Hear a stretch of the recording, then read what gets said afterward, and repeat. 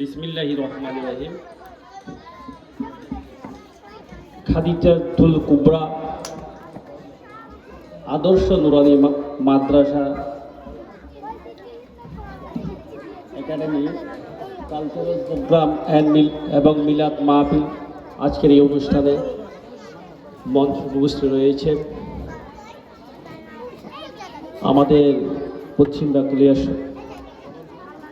DC road আংশিক Chandia মুন্সিলের মহল্লা কমিটির সদস্য হিসেবে আব্দুল মান্নান উপস্থিত রয়েছেন এবং মঞ্চ উপস্থিত রয়েছেন এই মাদ্রাসার শিক্ষক উপস্থিত রয়েছেন এবং মঞ্চ উপস্থিত রয়েছেন ইসলামিক চিন্তাবিদ উপস্থিত রয়েছেন।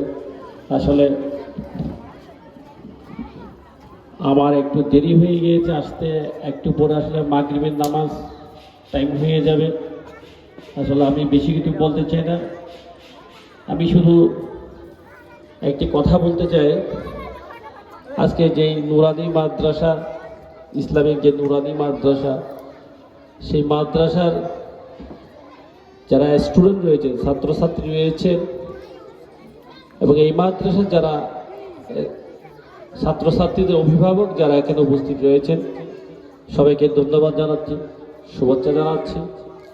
এবং আজকে আমাকে এখানে এই মাদ্রাসার যে কালচারাল প্রোগ্রাম দোয়া মাহফিল আমাকে যে ইনভাইট করেছেন, আমি মাদ্রাসার কর্তৃপক্ষকে অভিনন্দন জানাচ্ছি, শুভেচ্ছা জানাচ্ছি। আমি শুধু একটা কথা বলে আমার বক্তব্য শেষ করে দিব। ইসলাম হচ্ছে শান্তির ধর্ম। আপনি যদি আপনার সন্তানকে যদি ইসলামিক শিক্ষায় শিক্ষিত করতে পারেন, তাহলে দেখবেন আপনার সন্তান সুশিক্ষায় শিক্ষিত একজন মানুষ হবেন এবং আপনার সন্তান ইসলামিক শিক্ষায় শিক্ষিত হয়ে মানুষের মাঝে ইসলামিক যে শিক্ষায় শিক্ষিত হয়েছে আলো ছড়াবে এবং ইসলাম যে শান্তির ধর্ম, সেই শান্তির ধর্মের পক্ষ হয়ে মানুষের মাঝে ইসলামিক দাওয়াতটা কিন্তু পৌঁছিয়ে দেবে। এবং যারা ইসলামিক মাদ্রাসা থেকে যারা লেখাপড়া করেন, আমরা মনে করি তারা নৈতিক শিক্ষায় শিক্ষিত হবে, মানবিক শিক্ষায় শিক্ষিত হবে, তারা ইসলামের মূল্যবোধে কিন্তু বিশ্বাসী হয়।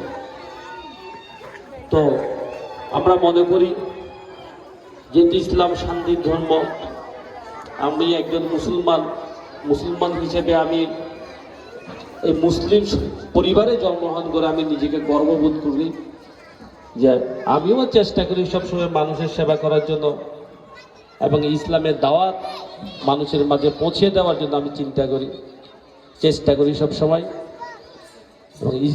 এবং ইসলাম এবং ধর্ম এই দুটি হচ্ছে প্রত্যেকটা মানুষের আবেগ, অনুভূতি, ভালোবাসা ও বিশ্বাস। মানুষ যদি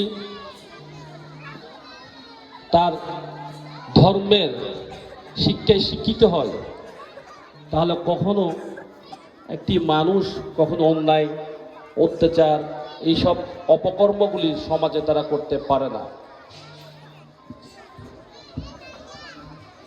আমার মনে হয় আজান দেওয়া হচ্ছে। আসলে আমার অনেক কিছু বলার ছিল, আজকে আমি আর কিছু বলছি না। তবে যারা এই মাদ্রাসার যারা দায়িত্ব রয়েছেন, এই মাদ্রাসা তারা দীর্ঘদিন ধরে কষ্ট করে এই মাদ্রাসার একটি সুন্দর একটি মাদ্রাসা প্রতিষ্ঠিত করেছেন। আমি দেখেছি তারা অনেক ছোটো থেকে আজকে অনেক বড় হয়েছেন।